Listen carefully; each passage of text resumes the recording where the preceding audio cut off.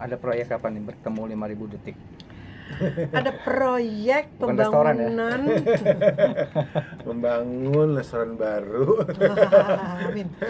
Jadi ini adalah single duet terbaru kami, judulnya Bertemu 5.000 Detik. Jadi kita menyatukan dua genre musik. Syailah. Saya dari pop dan Dul dari dangdut. Dan kita digabungin. satukan, diramu sedemikian rupa supaya porsinya masing-masing pas gitu. Saya nggak terlalu harus sok-sok ngedangdut, Thomas juga nggak terlalu harus sok-sok ngepop, tapi semuanya pas. Jadi kita nggak saling menutupi satu sama lain, tapi juga jadi egonya kita masing-masing kita tahan. Dan ini juga kenapa, mereka nanya kenapa restoran. Karena di video musiknya itu kita memakai, kita lokasinya syutingnya di warung tenda, gitu, seafood, terus di street food, di gerobak bakso, siomay, batagor, lontong sayur, segala macam gitu. Terus di mobil juga kita makan. Karena lirik pertamanya, baris pertamanya adalah makan bersamamu tak pernah tidak nikmat. Gitu. Jadi dari situlah dikembangkan. Pokoknya video ini tentang makan. kuliner. Dan emang itu keseharian kita. Dan itu juga bisa orang-orang juga sehari-harinya pasti gitu kan, ayo kita makan yuk, ketemu yuk, makan yuk gitu. Ya kan tuh janjian kan kita gitu ya kan, ketemu ini pasti ujung-ujungnya makan kan. Iya, Ya, betul. Karena kan di Jakarta khususnya ya kan banyak sekali street food yang wah luar biasa. Terus apalagi restoran-restoran kecil maupun besar dan warung-warung tenda gitu yang kalau misalnya malam buka, wah bingung milihnya yang mana ya kita mau makan gitu kan. Jadi ya akhirnya itulah intinya kita ketemu makan, kita ketawa, jalan bareng, ketawa, curhat, terus joget deh, ada jogetnya nanti di music videonya, ada koreonya. Tapi alasan kalian sendiri satu sama lain ya kan, akhirnya tertarik nih satu sama lain untuk berduet sendiri tuh atas dasar apa sih Kak Titi? Atas dasar pertemanan kita, persahabatan kita, kebestian kita selama 2 tahun itu kita tidak pernah sekalipun kita bikin lagu bareng, nggak pernah ya, karena mungkin kita nggak sadar kita tidak menyadari mungkin di alam bawah sadar kita tuh kita tahu bahwa kita nggak mungkin dalam satu proyek karena kan dia dangdut aku pop gitu loh, jadi ya udah nggak pernah disinggung gitu, yang penting kan deket, jalan bareng atau bareng gitu kan. Nah tapi terus satu kali beberapa bulan lalu aku makan sama dia gitu, terus aku baru menyadari bahwa kalau makan bareng Dul tuh nggak pernah nggak enak, terus selalu enak gitu kan ya, mau dimanapun gitu ya, mau di jalan, mau di street food, makanan di pinggir jalan, pokoknya dari hotel bintang 5 ke kaki 5, terus aku nanya ke Titi juga online kayak apa kayak gitu ya, pokoknya online. pasti enak gitu lah, mau makan di rumah kayak gitu. Nah jadi saya bilang, makan kamu tuh nggak pernah nggak enak ya Dul ya, selalu enak gitu ya. Lucu tuh dibikin lirik lagu, lucu juga ya gitu ya. Terus aku mulailah bikin lirik lagunya gitu. Terus kita coba yuk, kita bikin proyek bareng yuk di ini, gimana caranya. Terus akhirnya aku ngajak Edwin Saladin dan Irfnat untuk bikin musiknya, jadi meramu musiknya supaya gimana caranya supaya aku sebagai penyanyi pop tidak terlalu harus ngedangdut, dan Dul juga sebagai penyanyi dangdut juga nggak harus jadi pop. Jadi kita ramunya di musiknya gitu.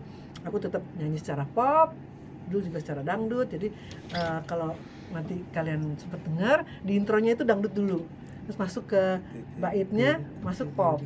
Nanti gantian lagi dangdut. Lama-lama nanti udah mulai menuju ke tengah lagu sampai akhir, pasti udah nggak sadar ini pop apa dangdut karena udah saking asiknya gitu musiknya gitu. Jadi emang salah satu tujuan kita pada mendengar lagu ini yang sekali didengar langsung auto joget gitu.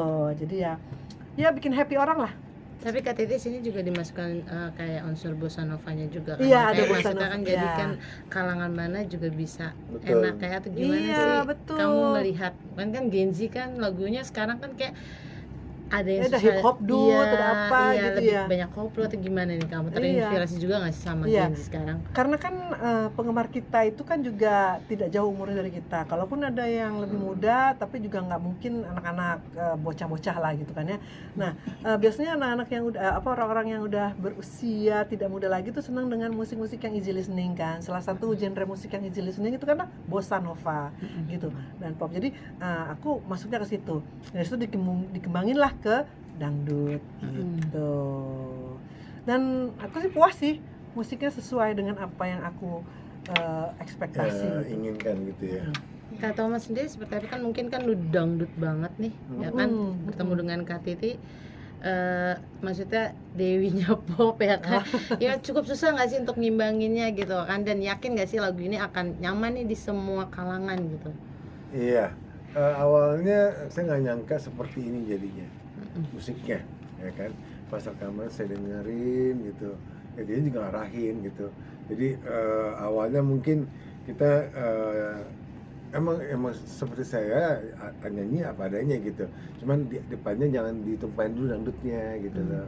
Ditahan dulu dangdutnya, nanti di belakang-belakang bolehlah Thomas nyanyi dangdut yang mencekoknya lah macam gitu. Iya. Jadi supaya kita ketemu dulu nih berdua nih di depannya, nah baru ref pertama dan seterusnya Thomas dan Titi banget gitu. Tapi kan sebelum lagu ini keluar ya, netizen juga banyak yang melihat kayaknya kamu Kedekatan. iya, terus Yes. akrab, terus malah bahkan dijodoh-jodohkan. Iya, kita Mungkin dijodoh-jodohin next sama stopnya netizen. Tante Titi yang berikutnya gimana nih? Oh gitu ya. Iya lucu ya. Jadi memang kita kan udah deket 2 tahun ya kan, udah deket 2 tahun dan apa namanya sebenarnya jauh sebelumnya juga kita udah saling kenal kan, sama waktu zaman-zamannya aku sama Bucek gitu juga kita udah main bareng gitu kan. Terus kita ketemu lagi 2 tahun yang lalu gitu, terus akhirnya apa kabar ya, akhirnya jalan bareng terus ya udah. Nah selama kita jalan bareng kita tuh nggak pernah gitu bikin lagu barengnya Nggak pernah gitu, terlintas begitu. Emang yang beredar di masyarakat kan kedekatan aku sama Titi gitu. Itu aja yang kita hahihin, kita lakuin, entah kita gerakan bareng, entah kita video live bikin bareng konten gitu. joget Nggak bareng. kepikiran untuk bikin lagu gitu, lama-lama itu juga ya bikin lagu sih. Terus ya karena kedekatan itu netizen kan langsung wah ini ya apa namanya Hubungan kok spesial. seru banget sih deket. Padahal kita selalu bilang bahwa kita deket bestie, kita deket sebagai sahabat.